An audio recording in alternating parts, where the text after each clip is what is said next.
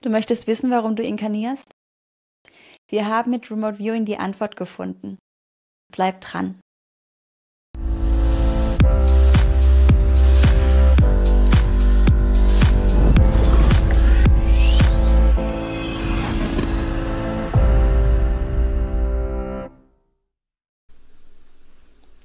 Es begann mit einer einfachen Frage. Was verbindet zwei Menschen wirklich? Nicht im Alltag und auch nicht in Rollen oder in Erinnerungen, sondern auf Seelenebene. Was wir in einer unserer Sessions gesehen haben, das ging weit über eine Verbindung hinaus.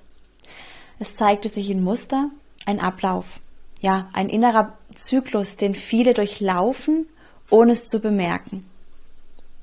3 Ebenen, 3 Zustände des Bewusstseins und eine Erkenntnis, die alles verändern kann.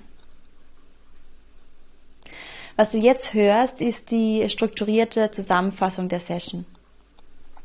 Nicht als Theorie, sondern so, wie die Eindrücke sich repräsentiert haben. Wir sahen 2 Seelen und diese beiden begegneten sich immer wieder.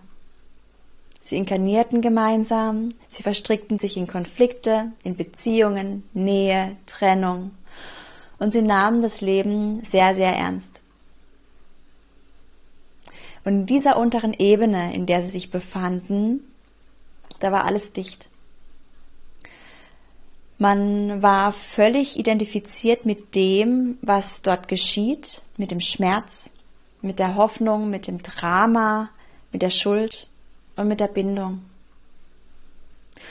Und so wiederholte sich das Leben immer wieder ein neues, immer wieder erneut in die Inkarnation.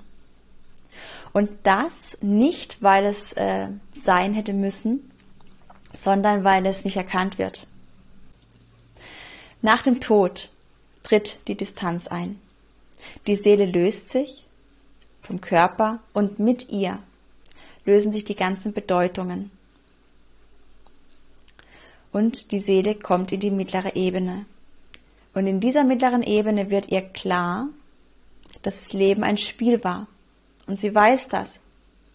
Es ist völlig normal. Es ist zwar kein beliebiges Spiel gewesen, und es war auch nicht endgültig, so wie es schien, aber eben ein Spiel. Und die beiden Seelen, die erkannten jetzt in dieser mittleren Ebene die Muster, die Lektionen, die Zusammenhänge, all das. Und das war ihnen völlig klar. Was sie aber weiterhin glaubten, war, dass dieses Spiel, was sie identifiziert hatten als solches, weiter gespielt werden muss. Sie gingen davon aus, dass Erfahrung gesammelt werden muss, dass sie sich entwickeln, dass sie wachsen durch diese Wiederholung. Und aus diesem Grund gehen diese Seelen immer wieder ins Spiel. Was sie nicht erkennen, diese Idee selbst ist Teil des Spiels. Und dann eröffnete sich in der Session noch etwas Neues.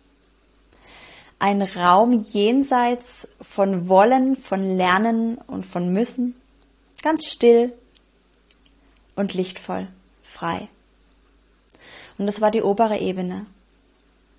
Und hier war nichts mehr zu tun. Es gab keine Aufgaben, kein Ziel und keine Entwicklung. Nur Gegenwärtigkeit und Liebe. Und diese Liebe nicht emotional gesehen, sondern als Grundzustand. Diese Liebe trug und sie war vollkommen. Interessant war aber, dass keine dieser Seelen direkt dorthin ging. Und man stellte sich die Frage, warum? Ja, die Antwort war einfach, weil sie gebunden sind an das Leben, weil sie zum Beispiel noch dachten, dass es kein Spiel ist, sondern dass es die Realität ist. Oder weil sie dachten, dass das Spiel nötig wäre, um sich zu entwickeln. Die Lösung, die war radikal einfach. Die Seele muss im Grunde nicht nur erkennen, dass es ein Spiel war, was sie hier gerade gespielt hat, sondern sie muss verstehen, dass das Spiel selbst nicht gespielt werden muss. Und dann fällt alles ab. Dann löst sich das Rad. Nicht, weil man sich befreit, sondern weil nichts mehr bindet. Lerne Controlled Remote Viewing, die Technik, mit der du Informationen jenseits von Zeit und Raum abrufen kannst. Bei Into the Matrix wirst du professionell ausgebildet, mit persönlicher Betreuung, fundiertem Wissen und echter Praxis. Starte jetzt auf www.into-the-matrix.de. Was sich in dieser Session gezeigt hat, das war keine Lehre. Es war auch keine Antwort, aber es war, ein Bild. Es war klar und eindringlich und faszinierend.